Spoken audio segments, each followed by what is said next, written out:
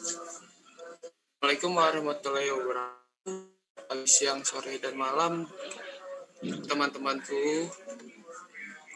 Kali ini kita akan berbincang-bincang tentang pergerakan mahasiswa.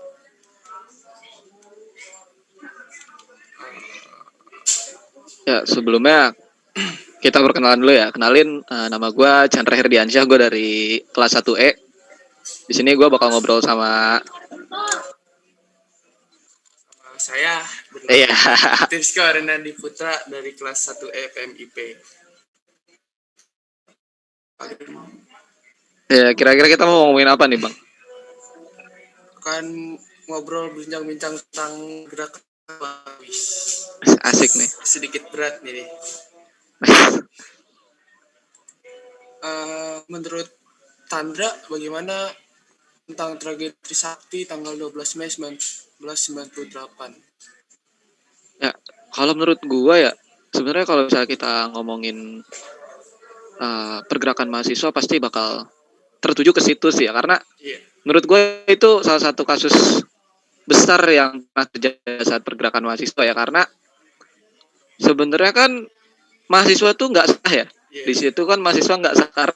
Udah ada negosiasi kalau di sama internet ini udah dari mahasiswa. Tapi yang bikin jengkel ya kalau kita tragedi itu sebenarnya yang bikin musuh itu bukan dari mahasiswa sama bukan dari aparatnya cuy, tapi malah dari alumni yang belum tentu lulus atau enggaknya. Iya. Itu bikin jengkel banget menurut. Benar-benar. Ada om-om sendiri yang masuk ke dalam itu kan dan membuat ricuh. Iya, karena kan kalau dari sumber yang gue baca, si oknum ini kan si alumni yang belum tentu lulus atau enggaknya ini dia larinya ke arah aparat, men. Ya gimana nggak begitu gitu, bikin mahasiswa udah bikin panas nih, larinya ke arah aparat, nggak bikin ricu gitu. Itu sih yang bikin gue jengkel banget. Terus kan kalau misalnya kita lihat lagi gitu ke tragedinya, kita baca-baca lagi tragedinya. Dan di sini juga gimana ya? Aparatnya ini terlalu sensi mungkin menurut gue ya.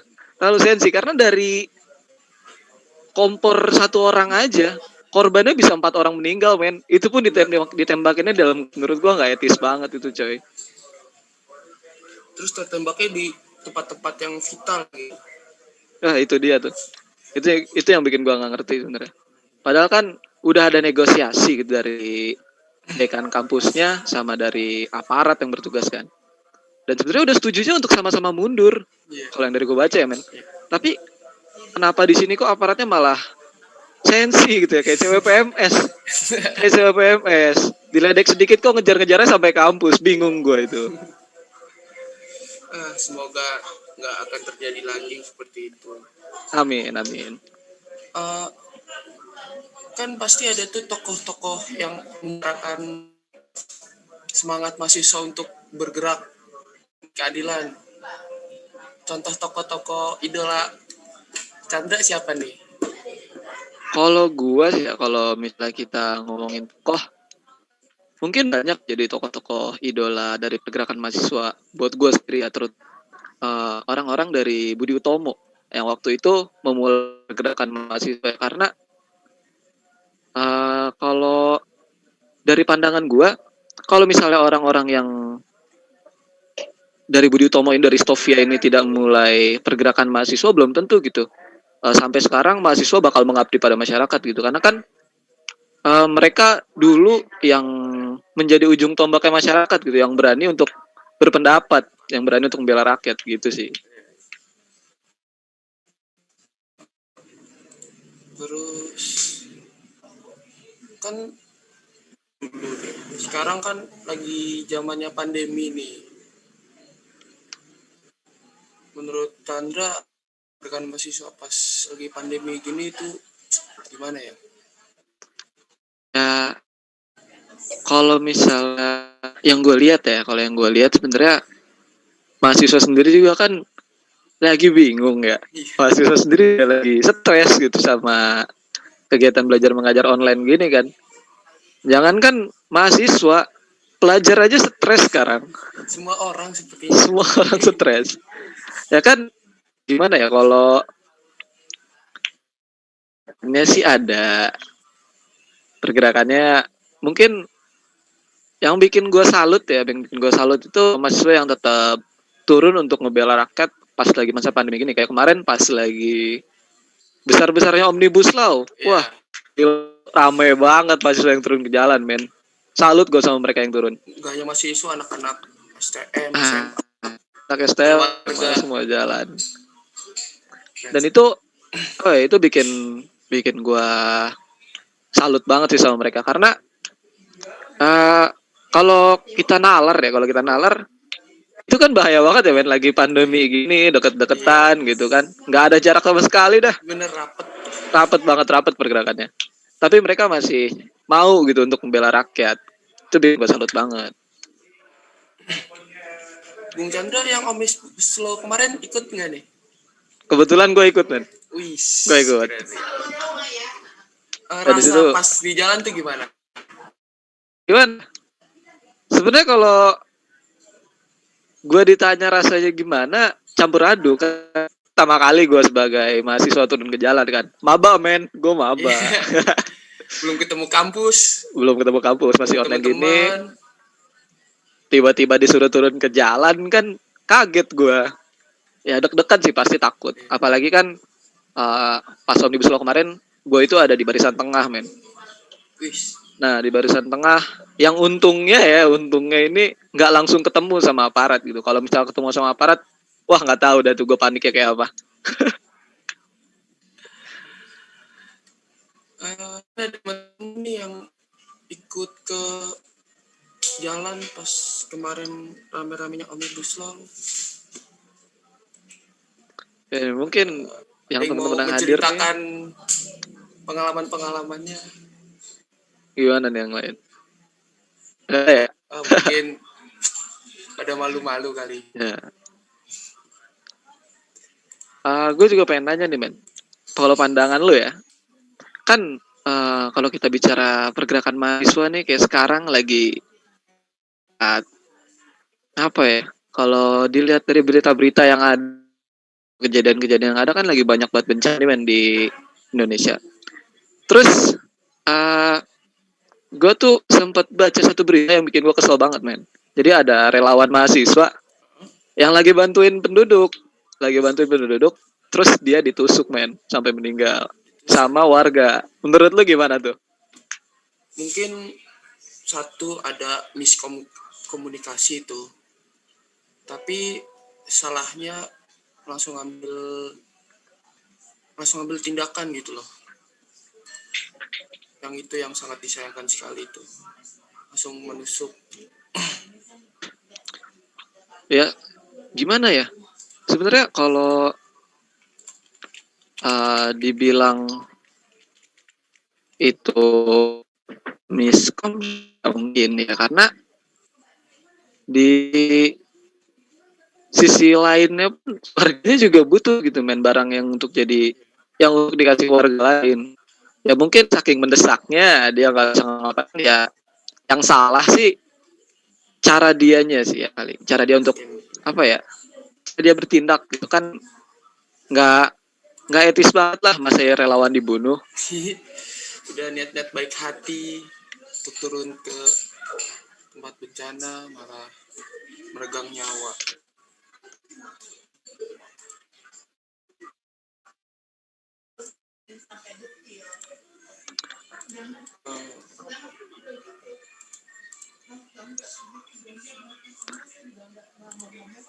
Kalau dari berita yang gue baca sih ya, men, uh, gimana ya? Sebenarnya kan niat baik dari mahasiswa ini sudah apa ya? Udah bisa disalurkan lah gitu kan. Tapi yang jadi apa ya, yang jadi titik pandangan gue nih ya, yang jadi titik pandangan gue, sebenarnya ini juga bukan sepenuhnya salah dari warganya gitu. Ya karena kan kalau misalnya kita ya, mahasiswa kan udah bergerak gimana ya, sebisa mungkin untuk bantuin warga-warga kan di saat-saat pandemi dan juga banyak bencana gini.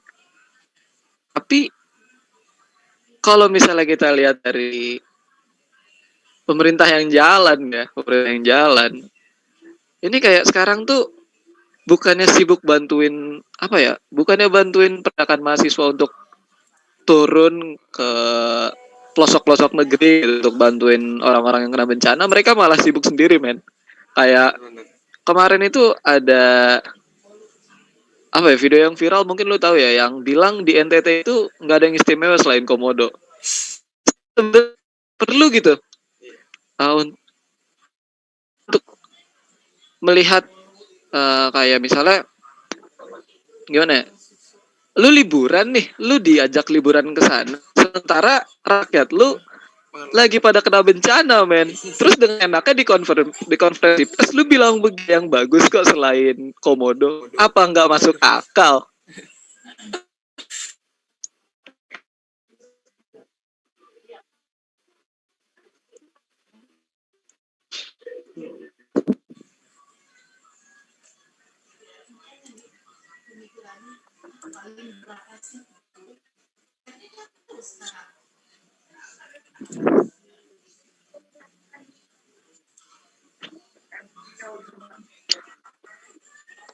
Mungkin dari untuk ya dengan itu kayak pergerakan mahasiswa yang lagi gencar-gencarnya gitu sekarang di up di media-media sosial, kayak untuk bantuin orang-orang yang kena bencana, terus bantuin orang-orang yang terhimpit ekonominya karena pandemi. Menurut lu sendiri gimana nih?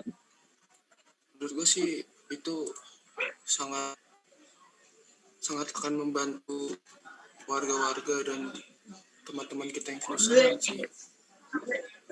Walaupun lagi pandemi ini, mahasiswa-mahasiswa turun ke jalan sedikit bantuan-bantuan dari mungkin orang-orang yang sedikit berkecukupan tapi bingung ingin mensalurkannya kemana, kan dari mahasiswa bisa membantu mensalurkannya ke yang membutuhkan gitu.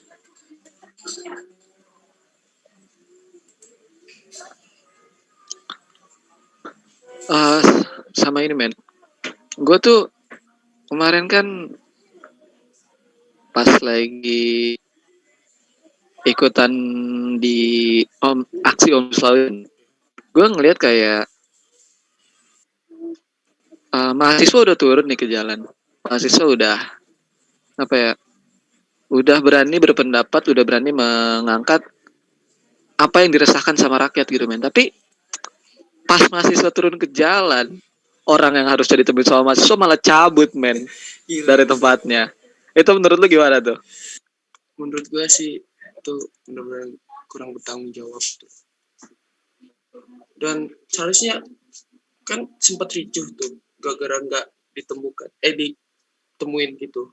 Sebenarnya kan tinggal bikin mempertemukan mahasiswa, terus mahasiswa terima gitu.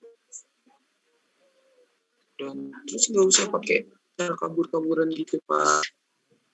Nggak tahu ini mau demonya mau didengar oleh siapa, dan kan malah ya men, kalau yang dari gue lihat sih kayak gitu ya, karena di masa pandemi gini kan, orang lagi pada takut-takutnya buat keluar, buat kumpul-kumpul gitu sama temennya. Di sini ya kita sebagai mahasiswa ya, kita mahasiswa udah berani gitu buat turun ke jalan, tapi orang yang harusnya kita temuin kok malah cabut gitu. Buset, itu bikin kesel banget sih.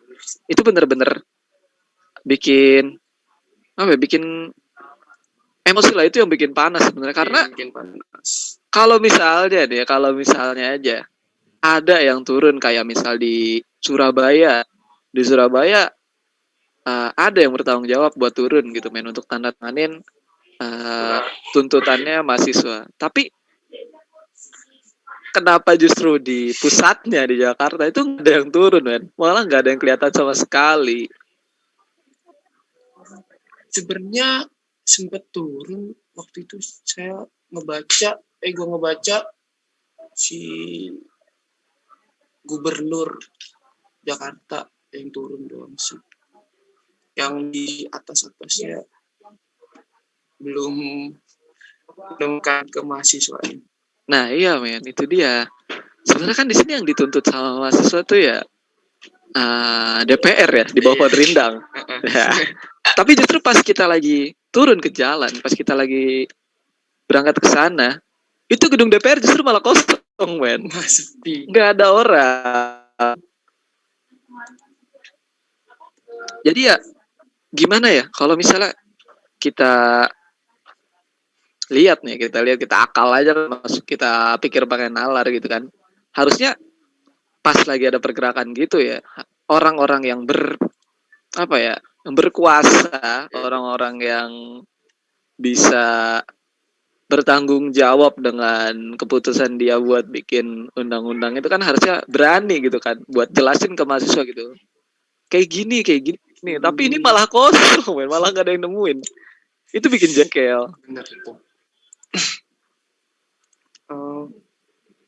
Seharusnya kan tinggal ditemuin terus dicari jalan keluarnya atau seenggaknya sedikit menenangkan mahasiswa gitu supaya tidak memanas. Toh yang bergesekan kan jadinya mahasiswa dan aparat keamanan dan korban itu sangat. Sama kemarin itu ini men, sebenarnya apa ya kalau yang dari yang gue baca-baca dari yang gue lihat-lihat, yang bikin rusuh juga sama men, bukan mahasiswa. Kayak yang bakar halte, yang bakar halte itu bukan mahasiswa men, itu yang bikin ricuh. Jadi gimana ya kalau misalnya kita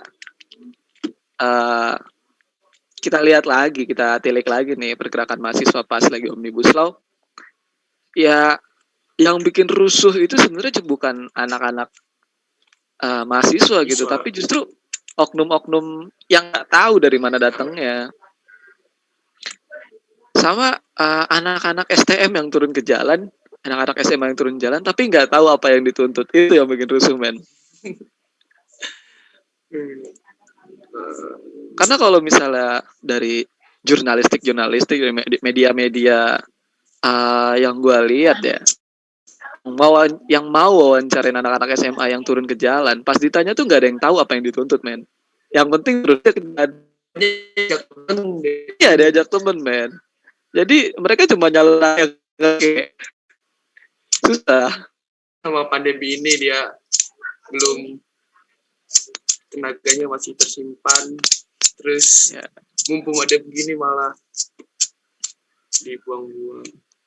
Dan ya itu yang bikin rusuh sebenarnya, karena kalau misalnya dari mahasiswa sendiri kan namanya aja aksi damai kan, aksi damai.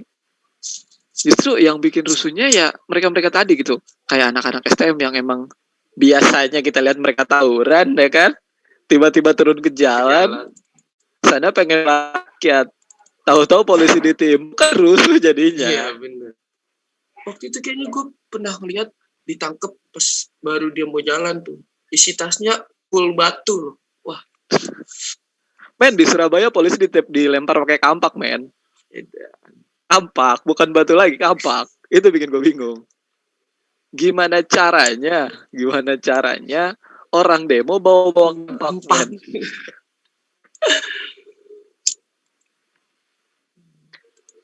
Ya kalau misalnya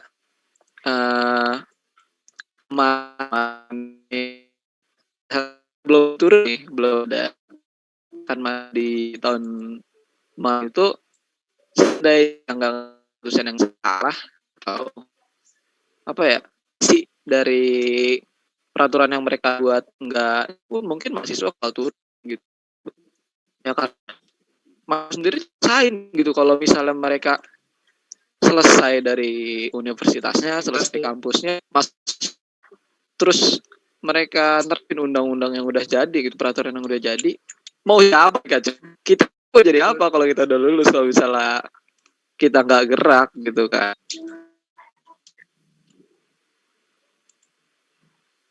Semoga yang capek-capek itu kemarin kan belum sih?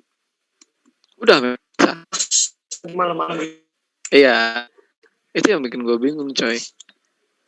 Jadi dibikinnya cepet, desainnya juga cepet gitu. Itu bikin gue bingung.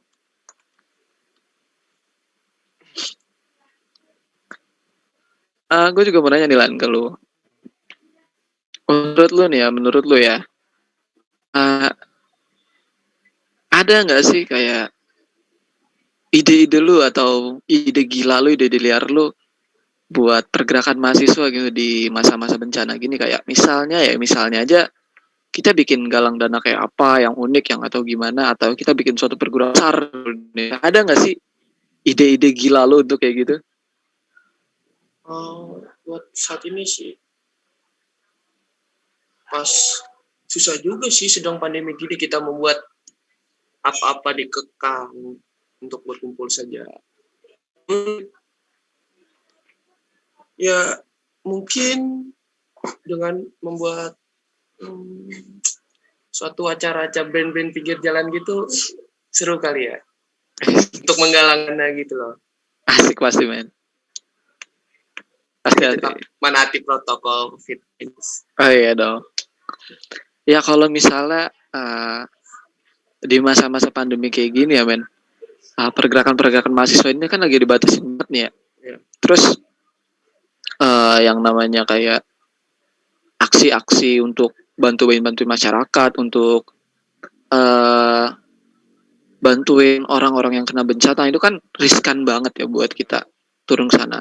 Karena di sisi lain kita pengen bantuin gitu kan, kita iba, dan juga kalau bukan kita siapa lagi yang nolong. Tapi di sisi yang berlawanan ya kita juga harus jaga kesehatan kita gitu men. Kalau misalnya kita turun ke jalan, kita turun ke tempat-tempat kena bencana, yang terjadi bencana gitu, kita juga beresiko selain untuk diri kita ya untuk orang di rumah, warga yang kita tolong juga, orang di rumah juga.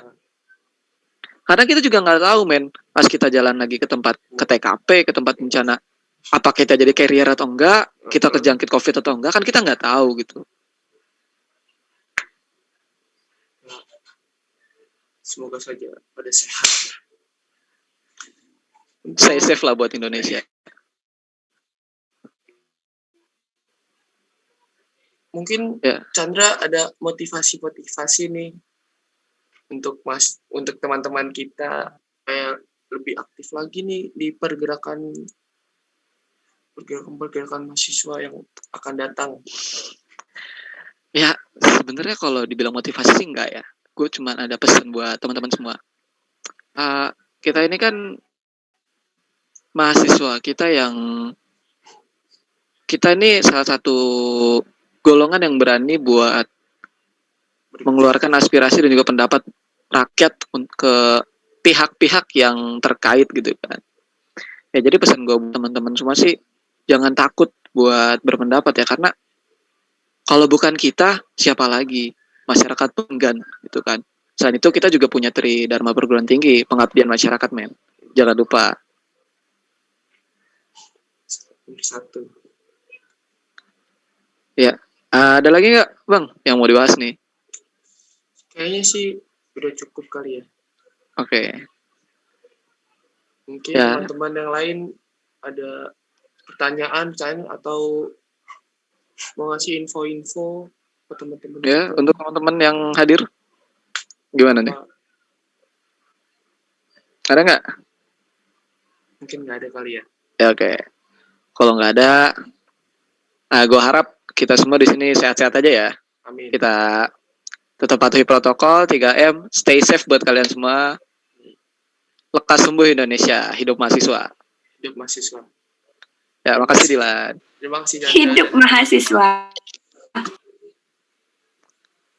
Ya, kurang lebihnya kita berdua mohon maaf. Wassalamualaikum warahmatullahi wabarakatuh. Waalaikumsalam warahmatullahi wabarakatuh. Waalaikumsalam warahmatullahi wabarakatuh.